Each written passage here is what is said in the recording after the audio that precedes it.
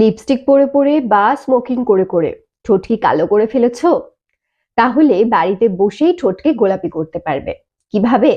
তার জন্য লাগবে বিট। হ্যাঁ, অর্ধেক বিট হলেই হবে। বিটটাকে ভালোভাবে ধুয়ে কেটে জিরি করে নেবে। আর বিটের রস বার করে নেবে ছাঁকনি দিয়ে ছেঁকে। সেই রসের মধ্যে মানে বিটের রসের মধ্যে দিয়ে দেবে ভ্যাসলিন 1 চামচ আর হাফ চামচ বাদাম তেল। এটিকে ভালোভাবে মিশিয়ে নিয়ে একটি কন্টেনারে স্টোর করে রাখবে।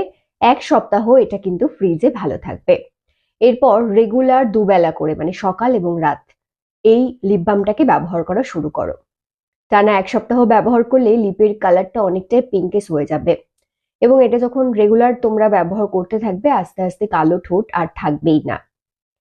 ব্যবহার করো এবং চেষ্টা করবে লিপে সারাক্ষণের জন্য যদি লিপস্টিক না ব্যবহার করতে হয় তাহলেই বেস্ট। তবে 1-2 ঘন্টার জন্য হলে ঠিক আছে। যখন আর লিপস্টিকটা দরকার পড়বে না বা বাড়িতে আছো তখন লিপস্টিকটা অবশ্যই রিমুভার দিয়ে ক্লিন করে নাও। আর চেষ্টা করবে একটু মধু আর চিনি দিয়ে স্কার্প করার। সপ্তাহে 1 থেকে 2 দিন যদি মধু আর চিনি দিয়ে স্কার্প করা যায় লিপে, তাহলে কিন্তু লিপের এক্সফোলিয়েট হয়।